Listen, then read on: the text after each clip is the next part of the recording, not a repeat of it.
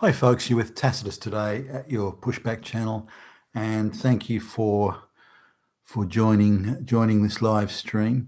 In this stream, I'd like to talk about the role of NGOs in facilitating, organising, supporting, paying for the mass illegal people movement we see going on at the moment into Europe and then, of course, across the southern border of the United States.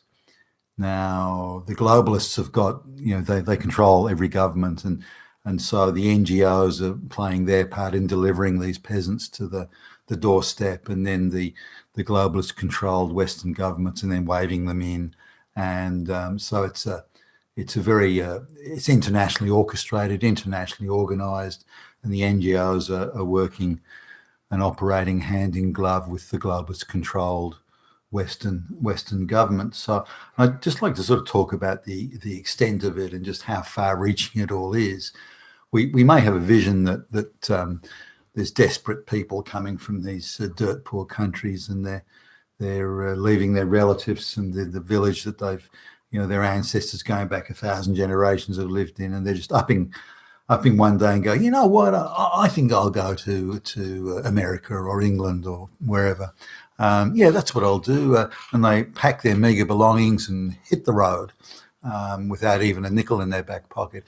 But nothing could be further from the truth. That's absolutely not the case. The NGOs are going into pretty much every dirt poor rural peasant village in the third world they can find, and they're agitating the locals, and they're saying, look, you go to these countries, you can get in, no problem. We guarantee you can get in. And you go there and you'll get a free house, you'll get free medical care, you'll have free education, you're going to have everything, all this free stuff, endless free stuff, more free stuff than you could ever dream of. It's all going to be there. And of course, some of these people, the village may be dirt poor, but most of these villages have one television, and they all sort of gather around it and they watch the soap operas of the West, Dallas or something like that, or reruns of it. And they see all these hot blonde chicks, and they see all the fancy houses, all the wealth, all the fancy cars. And so they go, wow, we'd like a piece of that. And who wouldn't? How that wealth was created and made, well, they don't think that much through. Remember, they're pretty simple people. It's unlikely their IQ is even 90. So here these illiterate peasants, and they're agitated by, and it's easy to get to them. They're easy to stir up and juice up and so on. So these NGO agitators who know what to say, they're practiced at it. They say, well, go to the West, but how am I going to get there? Not a problem. We'll take care of it. Here's a map. Here's money. Here's clothes. Here's shoes. Here's everything you need. All you need to do is get to this place here, and we'll have a bus that'll take you to so-and-so. Then you only need to go here or there. But I've got to cross a lot of borders. Not a problem. We'll take care of it. And they bribe whoever they've got to. But they can transport, doing this, they can transport masses of these people. Now, just on top of that, they give these peasants a sense of entitlement. They say, hey, you know what? You know how come the West is, all these white people are rich? You know how come?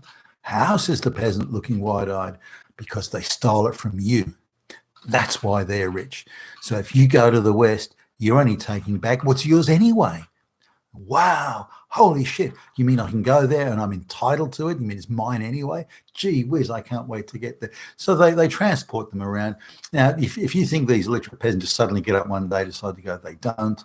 They couldn't afford to. They couldn't organize themselves. Some of them have no concept of the world outside their own village, and yet they're going to be traveling thousands of miles across multiple countries and continents.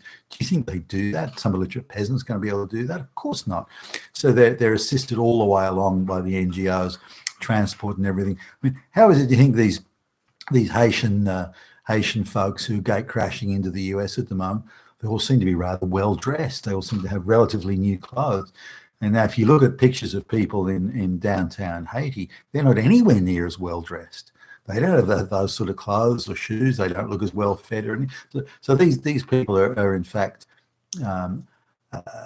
looked after by the NGOs all the way along. They're fed and fed well. They're given water and, as I say, clothes and shoes, maps, all the logistical support they need to get from wherever they are in the middle of some dirt poor basket case country, wherever they need, whatever they need to get from there into the first world is laid on by the NGOs. And it's quite well coordinated. When the NGOs turn up with a gang of 1,000 illegals, magically the border point they're going to cross will suddenly be unmanned. There's nobody there, so they're just waved on, just walk on through.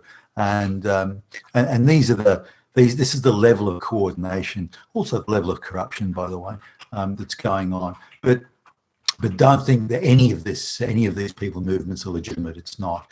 They're being ginned up and juiced up and radicalised by the NGOs, NGO agitators and stirrers and liars. They're flat out lying to these people in many cases, and then they're transporting them over to the West.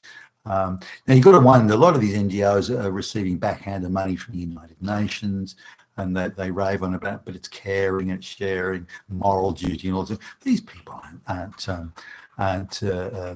in any danger or escaping violence, as the liars and propagandists love to say.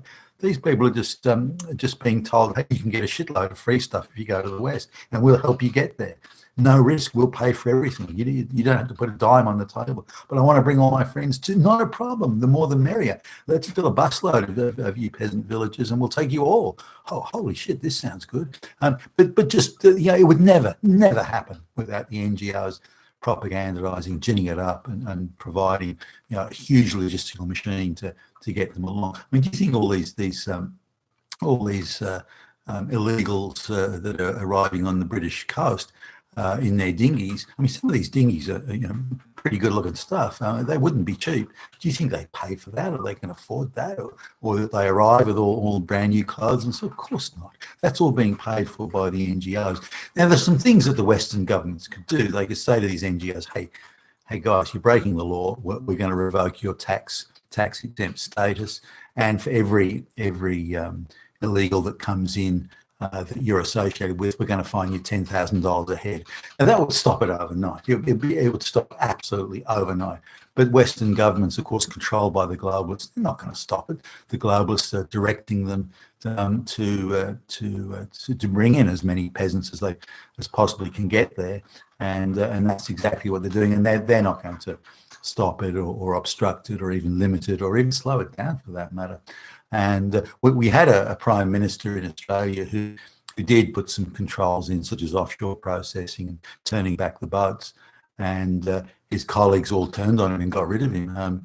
And then he even ended up losing his seat in Parliament, and that was fairly clearly a situation where he wasn't fully enough supporting the globalist agenda, so he had to go. So that's the power the globalists have. They can just get rid of people they don't want in what's ostensibly or was once a sovereign country. But there are no sovereign governments in the West anymore. They're all owned, controlled and directed by the globalists.